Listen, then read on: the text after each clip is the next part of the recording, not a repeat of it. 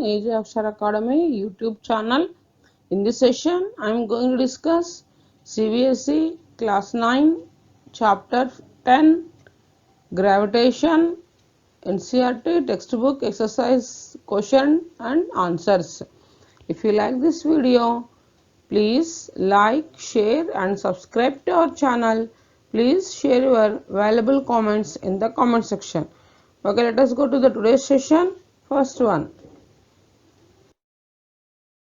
How does the force of gravitation between two objects change when the distance between them is reduced to half?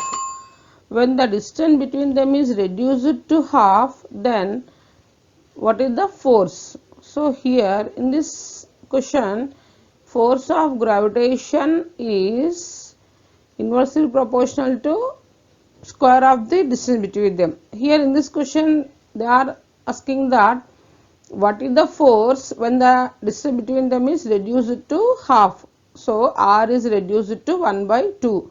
So in the place of r, 1 by 2 whole square, then f is proportional to 1 by 2 whole square, nothing but 1 by 4, reciprocal 4. So when r is reduced to 1 by 2, then f becomes 4 times more. So f is proportional to 4. So the force of gravitation becomes 4 times more. When the distance between them is reduced to half, force is increased 4 times. Okay. Next we will go to the next question.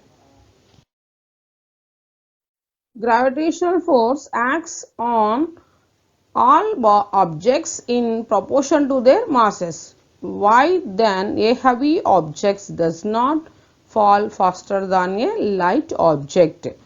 Now we will discuss. Gravitational force acts on all objects in proportion to their masses, but a heavy object does not fall faster than light object. This is because acceleration is equals to force by mass, or from Newton's second law of motion, F is equals to ma, or force is equals to acceleration into mass. As the force directly proportional to mass, acceleration is constant for a body of any mass. So that's why heavy objects does not fall faster than the light object. Okay. Next we will go to the next one. This question, what is the magnitude of gravitational force between the earth and 1 kilogram object on its surface? Mass of the earth they given as 6 into 10 to the power of 24. 6 into 10 to the power of 24 kilogram, and radius of earth is 6.4 into 10 to the power of 6 meters. Now I will calculate.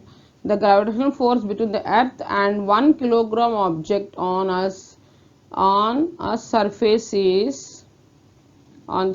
is given by, here gravitational force F is equals to G, mass of the earth, mass of the body, nothing but G m1 m2 by r square. One is mass of the earth, another is mass of the body, by radius of earth, square of the radius of earth. Now we will substitute the values. Then F is equals to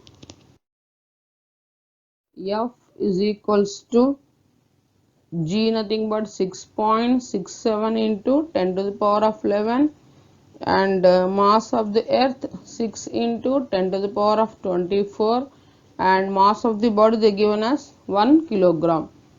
This is 1 kilogram, 1, by radius of earth they given as 6.4 into 10 to the power of 6 whole square, r square. So that is equals to 6.67 into 6 into 10 to the power of, here minus 11, 10 to the power of minus 11 into 10 to the power of 24, 10 to the power of 24, by 6.4 into 10 to the power of 6, nothing, 6 square nothing but 12. So that is equals to 6.67 into 6, nothing but 40.02 by 6.4 into 6.4, 40.96. Here into 10 to the power of minus 11 into 10 to the power of 12, 24. Here 10 to the power of minus 12. So this total becomes 10 to the power of minus 11 and 10 to the power of minus 12, 10 to the power of 23. So here 10 to the power of 24.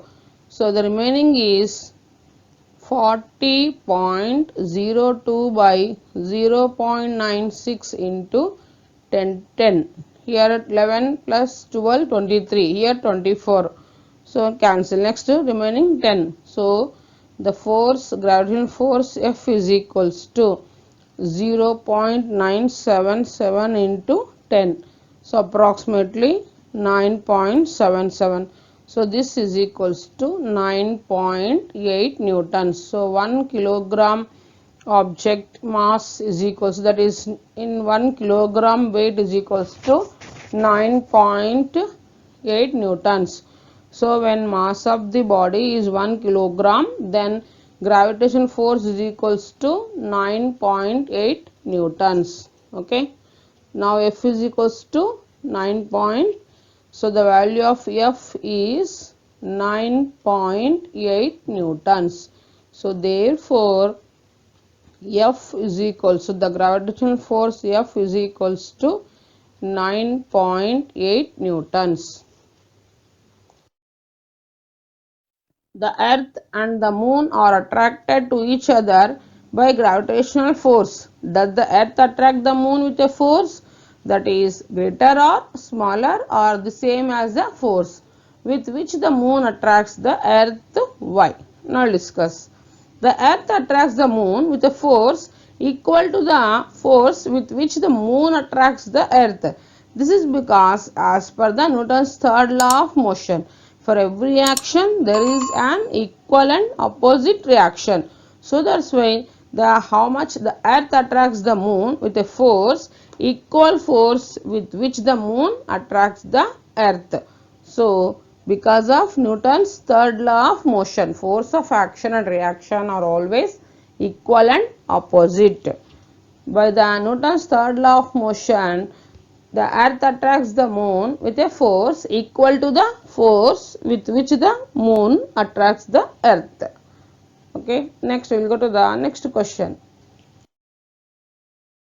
If the moon attracts the earth, why does the earth not move towards the moon? Now we'll discuss. Both the earth and moon attract each other with the same force. But according to Newton's second law of motion, acceleration produced in a body by any force is inversely proportional to the mass of the body. So since mass of the earth is much more than that of the moon, so acceleration produced in the earth is negligible. As a result, it appears as if the earth does not move towards the moon. Okay, because of acceleration produced in the body is inversely proportional to the mass. Force is acceleration produced in a body by any force is inversely proportional to the mass of the body. So that's why it appears if the earth does not move towards the moon. Okay, next we will go to the next question. What happens to the force between the two objects if first one, the mass of one object is doubled, the distance between the objects is doubled and tripled, the mass of the both objects are doubled? Now I'll discuss one by one.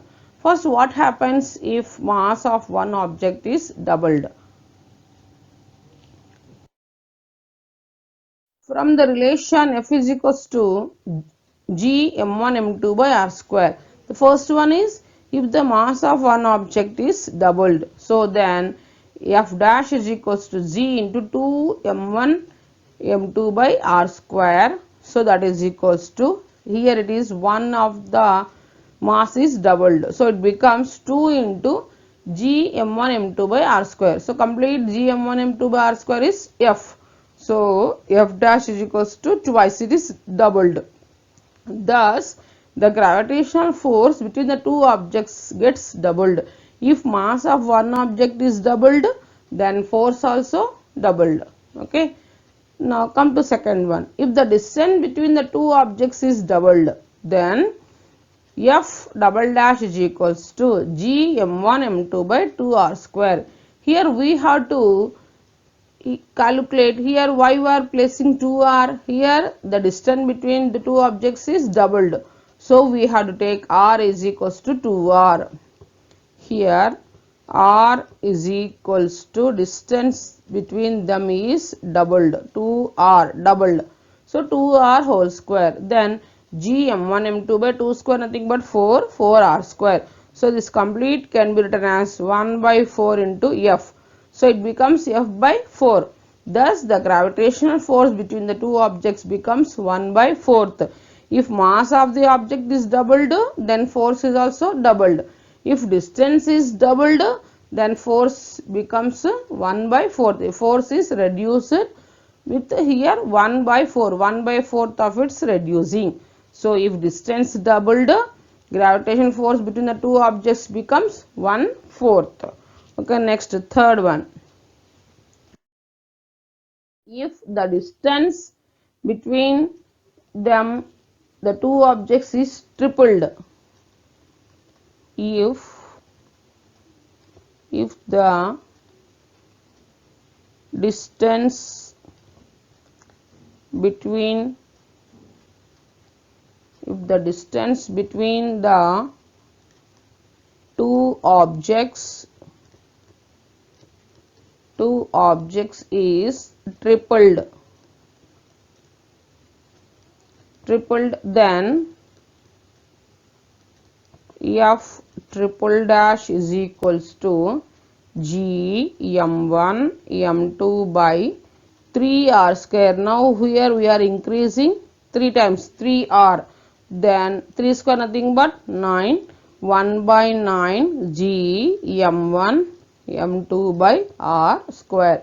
So that is equals to 1 by 9 into f. So here when the distance between the two objects is tripled, the gravitational force between the two objects becomes 1 by 9, that is F by 9. So thus the gravitational force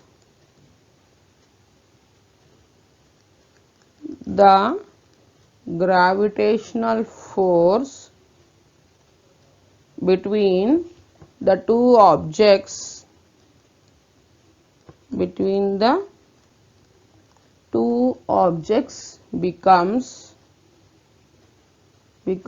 1/9. Okay, here f by 9, so that's why 1/9. Next one, this is third case. Now fourth one.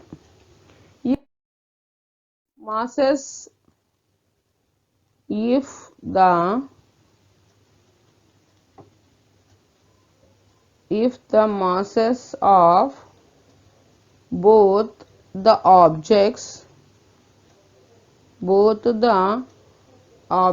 are doubled, thus F4 dash is equals to G. Here we are taking masses are doubled, 2m1, both objects are doubled, one is 2m1, other is 2m2, so 2 2s are 4, so G 4 m1 m2 by r square. So that is equals to, this can be written as 4 G m1 m2 by r square. So nothing but F dash is equals to 4 into F. So thus gravitational force between the two objects becomes 4 times. If masses of both the objects are doubled, then what happens to force? Force increases 4 times. So thus the gravitational force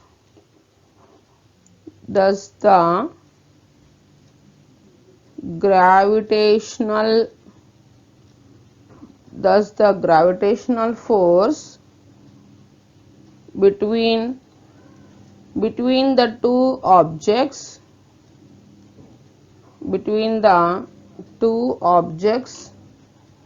becomes 4 times. Okay, if masses of both the objects doubled, force becomes increased with 4 times. Okay, next we will go to the next question. What is the importance of universal law of gravitation?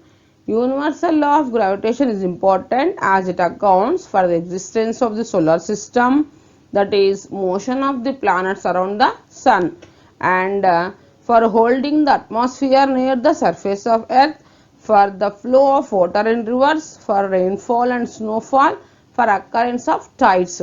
So these are the importance of universal law of gravitation. First one, for the existence of solar system, nothing but motion of planets around the sun. Next, for holding the atmosphere near the surface of the earth. The third one is for the flow of water in rivers, for rainfall and snowfall, and the last one is for occurrence of tides. Okay, these are the importance of universal law of gravitation. Okay, next we will go to the next question. What is the acceleration of free fall? Acceleration of free fall, nothing but the acceleration of a body is constant at a given place, nothing but g is equals to 9.8 meter per second square. So acceleration of a body due to that gravity. So all objects moving toward the earth on account of gravitational force of earth on them are said to be in free fall. So this force produces a uniform acceleration in the objects. So this is acceleration of free fall and its value is 9.6 meters per second square. In CGS units, 980 centimeter per second square. Second to the power of minus 2 or second centimeter per second square or centimeter second to the power of minus 2 in CGS. Okay, and now this is the fixed value. So acceleration of a body is constant at a given place.